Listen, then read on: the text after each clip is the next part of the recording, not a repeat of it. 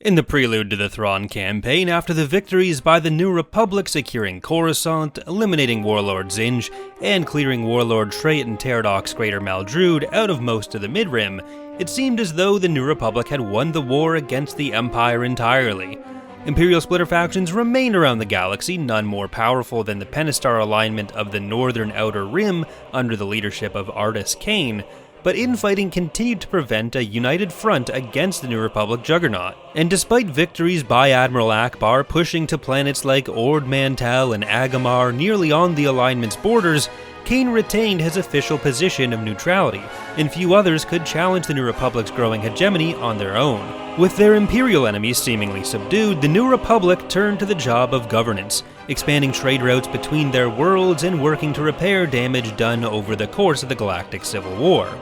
This was made more difficult as political fractures within the New Republic, united before by a common enemy, began to show, whether because of ideological differences posed by individuals like the Rhodian warlord Navik the Red's atrocities, making him a fine partner during the rebellion, but not in actually running the galaxy, or because more energy started going towards politicking for personal power, like in the case of Councillor Borsk Phalia, whose work had brought the instrumental Bothan Spynet into the rebellion, but who harbored a political vendetta against Supreme Commander Akbar in particular. Individuals became more concerned with making sure they had power within the New Republic than with making sure the New Republic was able to retain that power. In short, the New Republic would soon begin to be held down politically by infighting and militarily by the need to defend and administrate a massive territory, while the Empire, reduced though their forces were, was freed from many of those same responsibilities which had held them back before. It was in this context that Grand Admiral Thrawn, the Chiss Grand Admiral renowned for his strategic brilliance,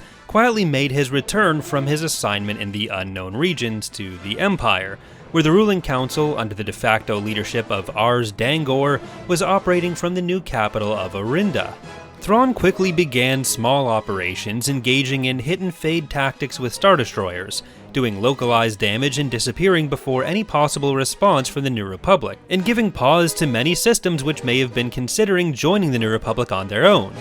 This approach was noted by information broker and smuggling kingpin Talon Card as being a novel strategy for the Empire, which typically used Star Destroyers for massive shows of force.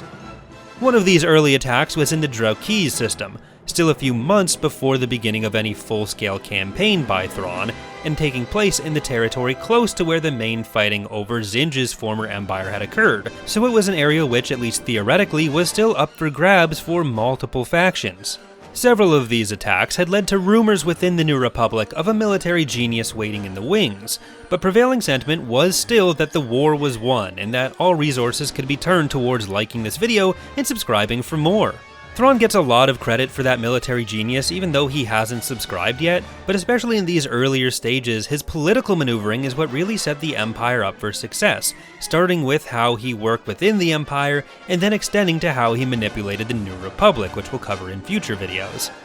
Thrawn was able to accomplish what no Imperial since Endor was able to do: unite most Imperial forces under one leader. His reputation in simply having a Grand Admiral working to bring the Imperials back together won the support of the rank-and-file Imperial military everywhere, including in the Pentastar Patrol, the military arm of the Alignment, forcing Cain to begrudgingly put the Alignment's forces under Thrawn's control, albeit reluctantly and only to a limited degree. Cain's flagship, the Executor-class Reaper, was withheld, for example. A similar situation developed throughout the Empire and other Imperial splinter territories, with the Moff Council and Prince Admiral Delek Krenel of the Kutric Hegemony also giving Thrawn nominal control over their forces, but in practice keeping the bulk of them behind. No matter how much the scattered Imperial military were clamoring to support Thrawn, local rulers were more concerned with the possibility of an attack by their supposed allies, or even presumably of Thrawn himself usurping all of them.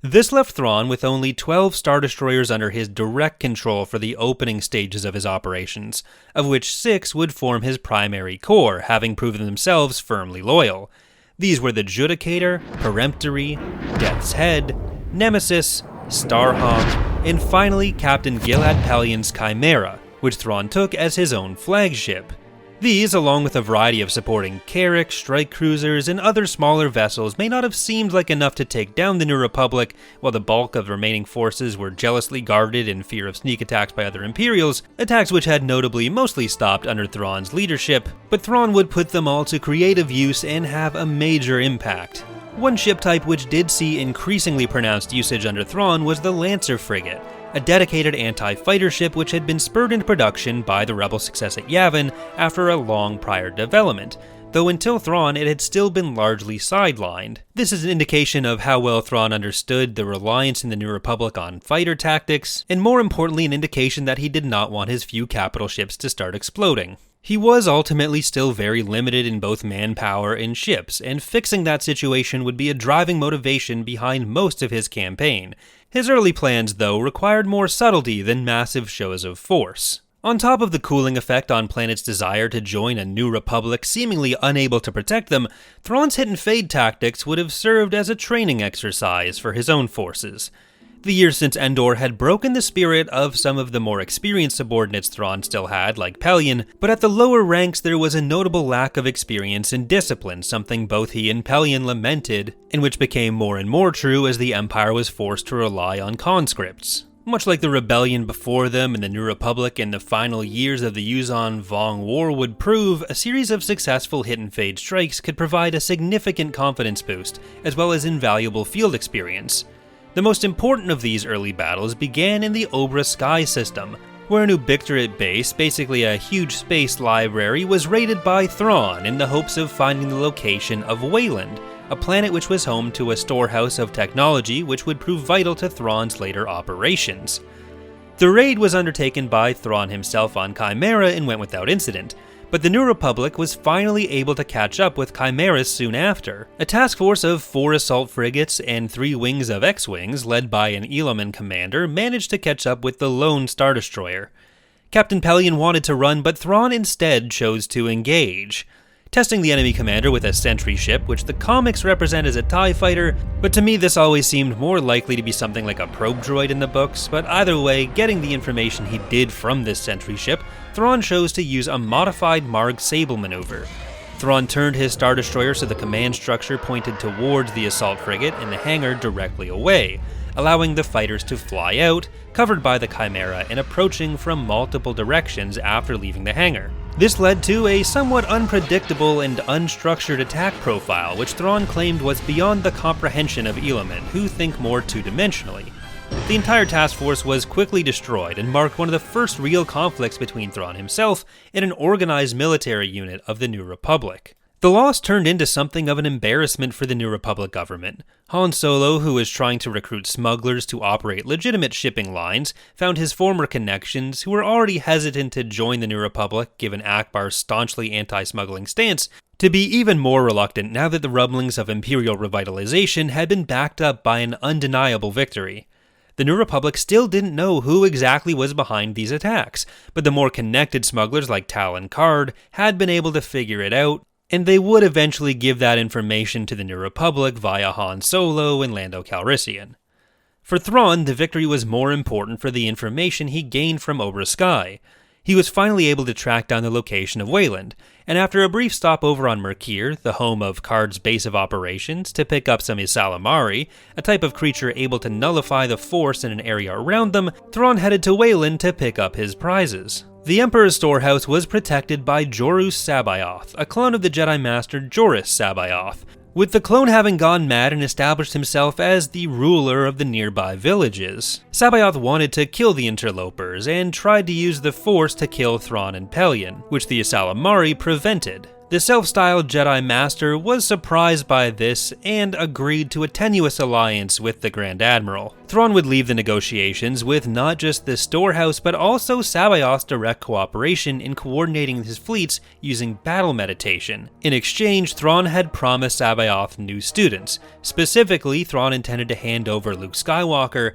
and Leia Organa Solo for Jedi training under C'baoth, with Thrawn also throwing in that Leia was pregnant with 2 probably Force-sensitive twins, something that C'baoth found incredibly interesting. The first attempt to capture the twin pair of twins was made on the planet Bimisari, where Luke, Han, and Leia had gone to negotiate with the hero-worshipping Bims, using their star power from the Rebellion days to try to convince the Bims to join the New Republic. During the negotiations, which were short, Thrawn's personal commando squads attacked the trio. The squad consisted of Nogri from the planet Honoghr, which the Empire had tricked into believing Vader was their savior, owing Vader, and then after Vader's death Thrawn, their undying loyalty for the Empire saving their planet from an ecological disaster that the Empire was actually furthering. This will become very important later. The Jedi escaped capture, abandoning the negotiations, but while Thrawn had failed to fulfill his part of the deal so far, on top of securing the Jedi Master who would effectively coordinate his forces even without direct communication, he had gained two pieces of very important technology. Working cloaking devices, which would become a key component in drawing worlds away from the New Republic, and Sparty cloning cylinders, which he could use to supplement his severely lacking manpower. A new Clone War was about to begin. That's going to do it for our first animated breakdown in the Thrawn campaign. I hope you enjoyed it. Special thanks to the patrons and the channel members whose support make this kind of video possible. Leaving a like, subscribing for more, or sharing the video around is always appreciated. Thank you for watching, and hope to see you next time.